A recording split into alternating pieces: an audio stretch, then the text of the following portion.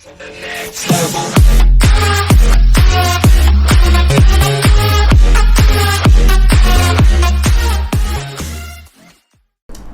hey guys, Assalamualaikum dan selamat sejahtera. Bertemu kembali dalam JA Channel. Hari ni buat jurung kalinya kita menayangkan muka lah, tunjuk muka di sebalik. Selalunya kita upload video ni dan kita buat proper sikit lah. So nak harapkan expert macam orang-orang yang ada power buat review macam Linux Tech tu tak dapat lah. So kami pun baru lagi lah nak try kan. Tu je lah. So ini sahabat saya, namanya Rizal dan saya Johan. So hari ni nak buat apa? Okay, hari ni aku nak tanya kau lah. Kau WhatsApp aku hari tu, kau cakap ada satu customer ni nak buat PC. Okay, sekarang Betul. kau boleh jelaskan tak PC apa yang kau nak buat tu? Okay, customer ni dia dah tertangguh dia punya projek sejak tahun lepas lagi. So pada time tu prosesor yang ada pun generasi yang ke-9 lah, generasi Intel yang ke-9. So tahun ni dia dah contact saya balik pasal dia perlukan sebuah PC baru untuk menggantikan PC lama dia kat rumah yang sering kali rosak. Lepas tu alang-alang dia cakap, dia kata nak PC yang terbaik lah dalam bajet dia lah. Dia bajet PC dia berapa mula-mula? Okay. First kali yang dia planning mula-mula dia cakap dengan kau. Sebelum tu yang kau cakap dia pakai PC lama tu kan. Dia planning berapa yang dia nak invest lah untuk buat PC? Actually dia tak ada cakap pun pasal limit harga, tapi dia bagi tahu spek lah, spek apa yang dia nak. Spek tu agak tinggi juga. Tinggi lah. Sekarang ke ketika itu? Yang sebelum ni dia cakap? Sebelum ni dia cakap dia nak spek yang tinggi juga, benda yang tinggi juga. So pada ketika sekarang ni pula of course lah dia upgrade lagi kan. So kira harga yang dulu tu dia dapat dengan spek yang sekarang. Harga yang dulu dia dapat spek yang terkini lah, lebih. Okay, spek yang terkini. Okay. So dah boleh mula ke? Macam mana? So boleh kan? Nak angkat angkat dah. Kita tengok. Okay, spek yang selalu lah. Aku sebenarnya teringin kan nak ada PC kan. Kita tengok lah zaman sekarang kan. Orang dah jadikan PC ni macam-macam jenis kan. Ada macam kita boleh custom apa-apa jenis kalau kita nak apa. Aku tak tahu sebenarnya Johan. Kau boleh cerita sedikit pasal nak buat custom Okey, sebelum tu kita naikkan dulu barang-barang dia. Aku naikkan semua tadi Naik. Sila.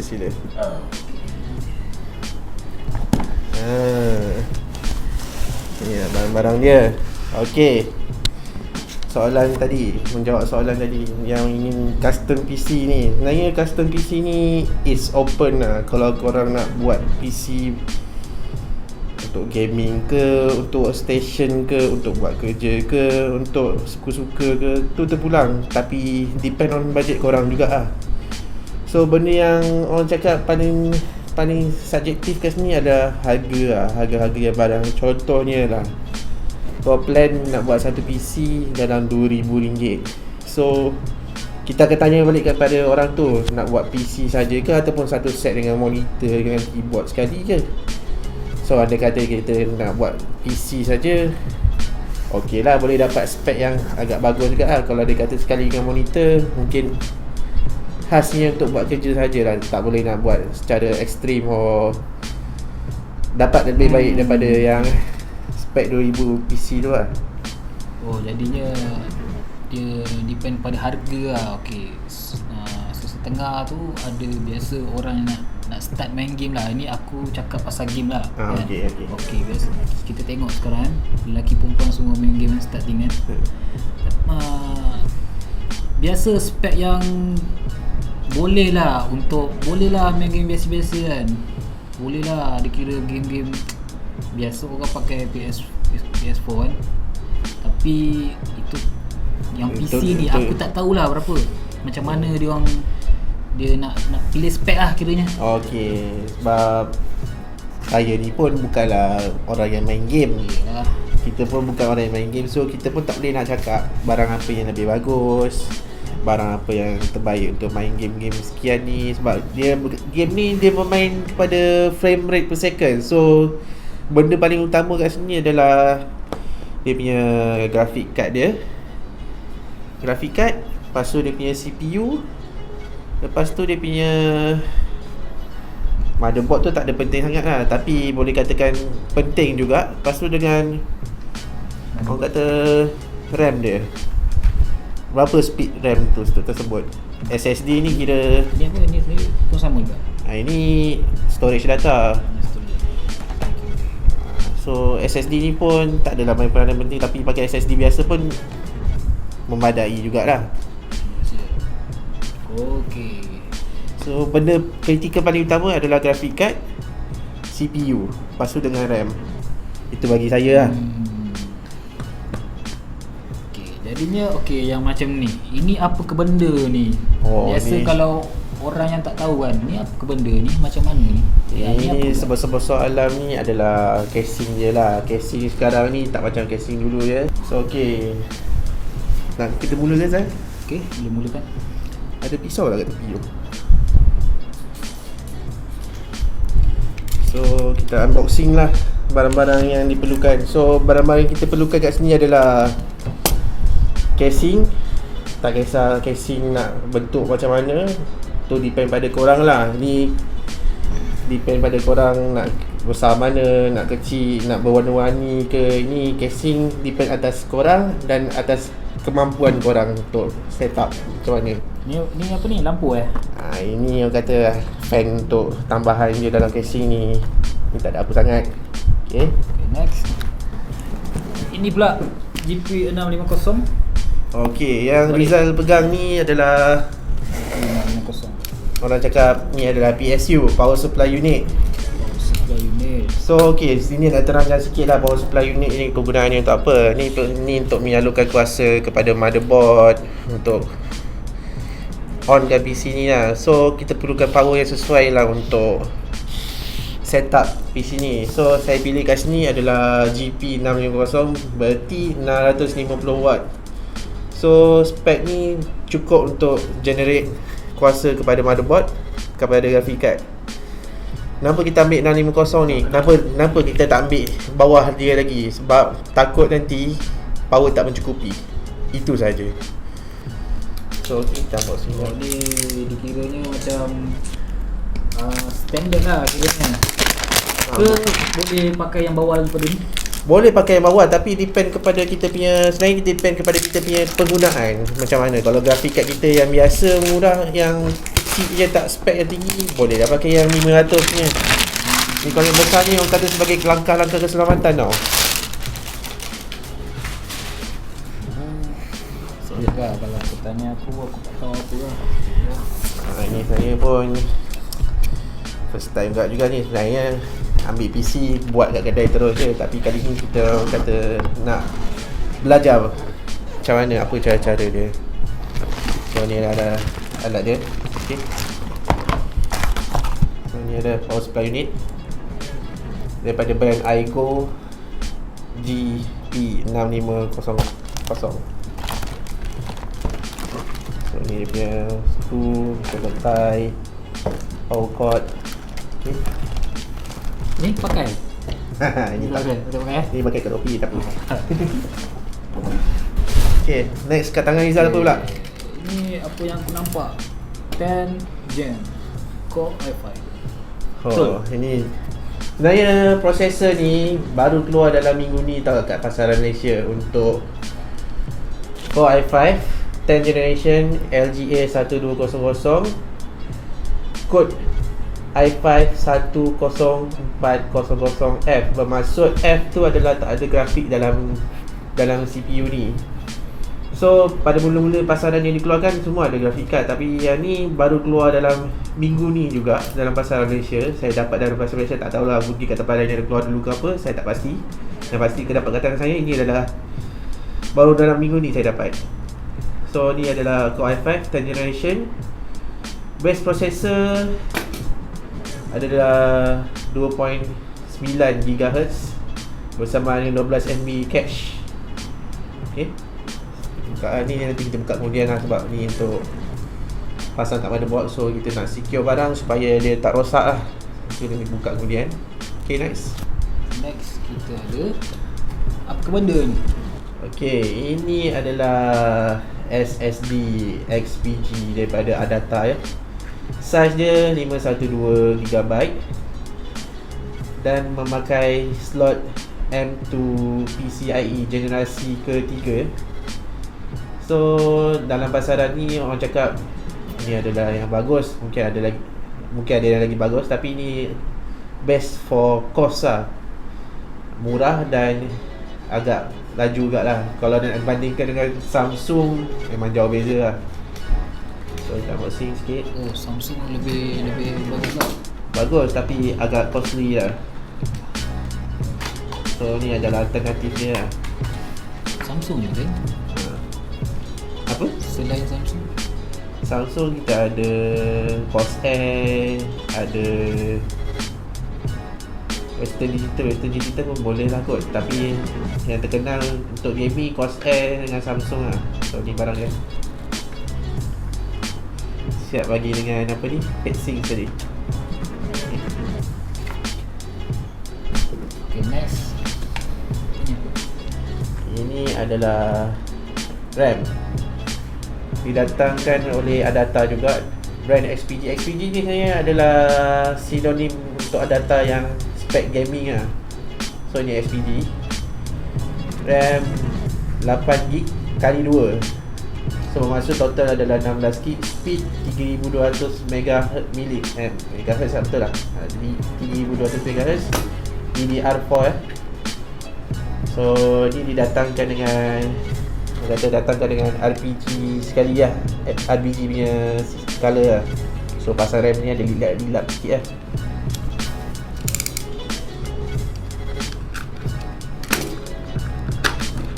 So kita kasih sikit. Ni dia. Ni RAM dia.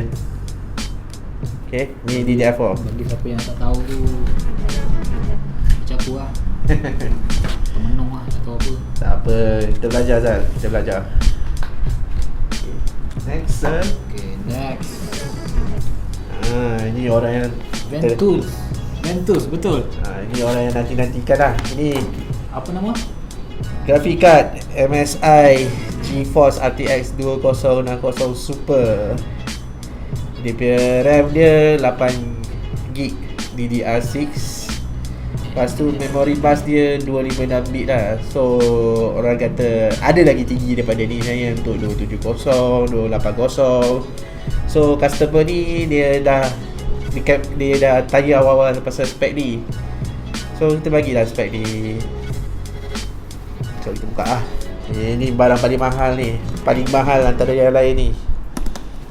Berapa rasanya? Jangan cakap harga. Average berapa? Average boleh capai 2000. So dia ini barang paling mahal.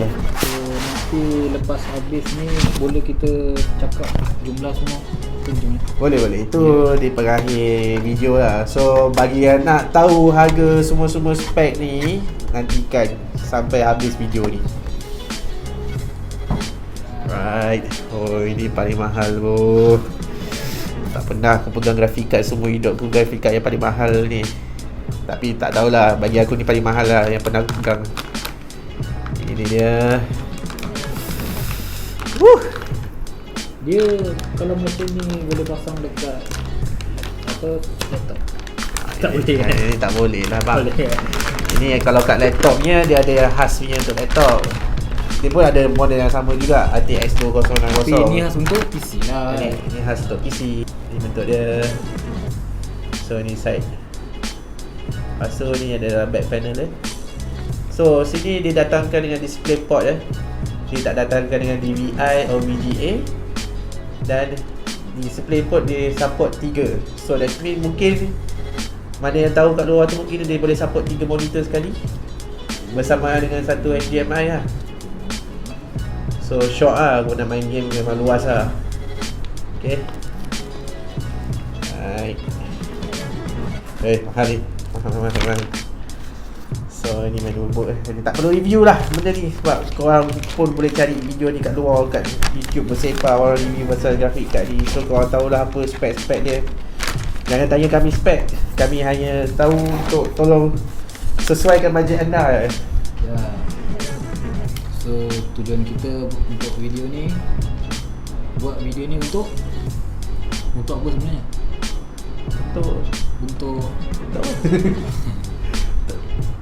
Untuk memberi idea untuk anda membuat betul. PC. So ini adalah orang kata dia panggil papan induk dalam bahasa Melayu dia, ataupun dia dikenali sebagai motherboard lah. So motherboard ni adalah datang dia daripada Gigabyte Aorus B40P, salah sebut ya, B460 Aorus Pro AC.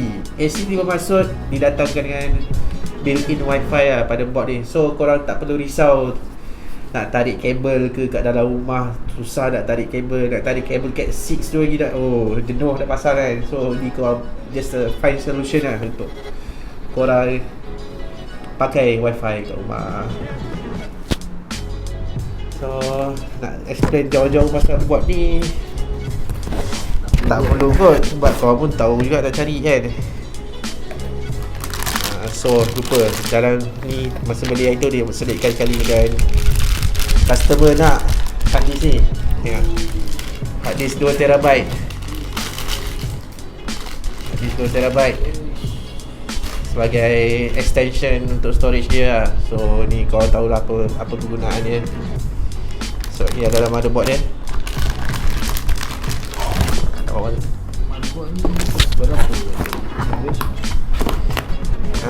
Motherboard ni berapa? Motherboard ni sebenarnya depend kat korang juga. Ni semua depend on korang punya harga, nak masang macam mana, nak jenis board macam mana, nak support untuk overclocking ke, tak nak support untuk overclocking ke. So ni lah dia. Tak pula dah keluar lagi. Ni lah yang ada buat.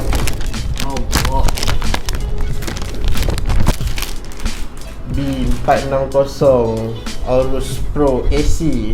So ni dia back panel dia. Okay. Awan buat mahal ni. Tapi tak ada mahal mana. Ada yang mahal. Keluar dia cahaya tak? Ada keluar dia cahaya. Ada lampu-lampu. Rasanya macam ada. Mungkin ada dekat untuk audio punya sistem lah sini. Audio. Ni bukan lampu ni. Bukan ni semua tak sistem. So ni lah buat dia Aorus. So didatangkan dengan 4 slot untuk RAM Ada 4 slot. So korang tak perlu risau jika pada masa akan datang korang nak tambah lagi RAM, boleh tambah lagi 2. So tu tambah kat mana? tambah kat sini. Okey, kat sini lah. Okey. Okey, dekat sini juga ditunjukkan ni adalah PCIe untuk graphic card Masa yang bawah ni 2 slot ni adalah untuk M2 SSD PCIe punya card. Lepas tu dibagi lagi 2 extra untuk PCIe graphic card. Tak tahu ni generasi ketiga ke generasi keempat. Rasanya yang generasi yang lamanya PCIe.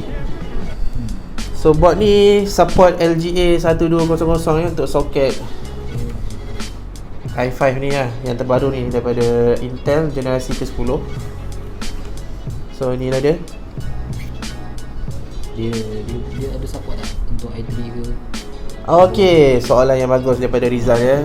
Okey, generasi ke-10 ni hanya khas untuk LGA 1200 Tak pasti dalam market ada sebut menyatakan untuk support untuk LGA 1151 ke, itu tak pasti. Yang pastinya dia tak support LGA 1151. Maafkan saya. So ni lah datangkan dengan slot SSD SATA 6 port. Okay. Lepas tu yang lain-lain semua function tu adalah function biasa lah. Dan ambil plastik atas tadi dia tadi. Kita tak nak letak dia atas.